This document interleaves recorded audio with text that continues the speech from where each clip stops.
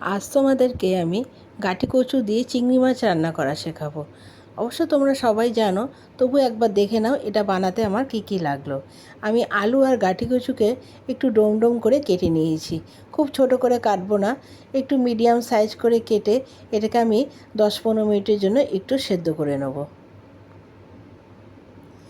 সেদ্ধ হয়ে গেলে আমি একদিকে একটা মশলা বানিয়ে নেব। আদা, কাঁচা লঙ্কা আর রসুন দিয়ে একটা মশলা বানিয়ে নেব। আচ্ছা, কড়াইতে সামান্য তেল দিয়ে আমি যে চিংড়ি মাছটা দেব, চিংড়ি মাছগুলো আমি ভেজে তুলে নেব। চিংড়ি মাছগুলো কিন্তু বেশি ভাজবো না, বেশি ভাজলে চিংড়ি মাছগুলো কেমন শক্ত শক্ত হয়ে যায়। সামান্য একটু কালারটা চেঞ্জ হলেই আমি তুলে নেব।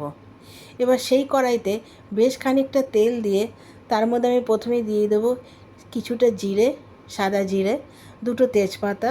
এবার প্রায় একটা বড় সাইজের একটা পেঁয়াজ কুচিয়ে রেখেছিলাম, সেটাকে আমি ভেজে নেব। এটা যখন একটু ভাজা হয়ে যাবে, আদা রসুনের যে পেস্টটা বানিয়ে রেখেছিলাম সেটা আমি দিয়ে দেবো।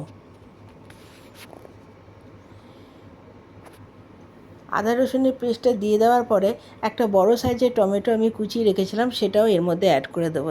এবার এক এক করে আমি স্বাদ মতন নুন, হলুদ, জিরে গুঁড়ো আর ধনে গুঁড়ো অ্যাড করে দেবো।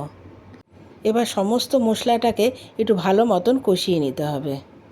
যখন মশলাটা প্রায় তেল ছেড়ে আসবে, এরপরে আমি দিয়ে দেবো যে আলু আর গাঁটি কচুটা আমি সেদ্ধ করে রেখেছিলাম, সেটা আমি এর মধ্যে দিয়ে দেবো।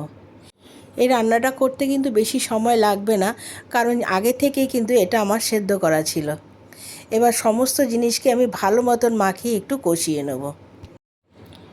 এর মধ্যে আমি দিয়ে দেবো সামান্য রেড চিলি পাউডার আর কিছুটা টমেটো সস। টমেটো সসটা দেওয়ার পরে আমি ভেজে রাখা চিংড়ি মাছগুলো এর মধ্যে দিয়ে দেবো। আমার কিন্তু প্রায় 10-15 মিনিট ধরে এটা আমাকে একটু রান্না করতে হবে। তোমরা অবশ্যই বাড়িতে একবার ট্রাই করো আর আমাকে কমেন্টস করে জানিও রান্নাটা কেমন হলো। এটা কিন্তু গরম ভাতের সাথে খেতে খুবই ভালো লাগে। এবার পরিমাণ মতো আমি এর মধ্যে জল অ্যাড করে দিলাম। জল অ্যাড করে দিয়ে আমি 15 মিনিটের জন্য এটা ঢেকে রেখে দেবো।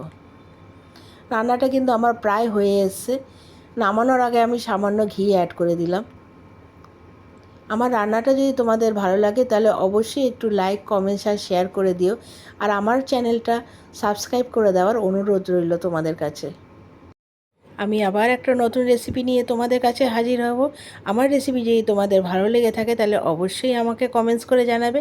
আমি কিন্তু তোমাদের কমেন্টসের অপেক্ষায় থাকি। তোমরা ভালো থাকো, সুস্থ থাকো। আসছি নতুন রেসিপি নিয়ে। এখনের জন্য টাটা।